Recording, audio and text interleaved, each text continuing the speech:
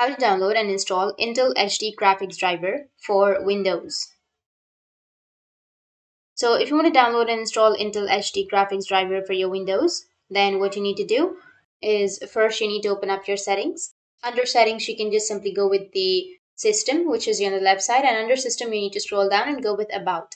And under about here, you will have the processor. So make sure that you remember your processor, your edition, the version, and everything, right? So once you have this information, your system type and everything, what you need to do is open up your browser, any browser that you are comfortable with. I'm here with my Chrome browser. You need to go with search, and here you need to search for graphics driver 4, and you need to go with your settings. Here you need to copy this one, and after copying your processor, you need to paste it on this search.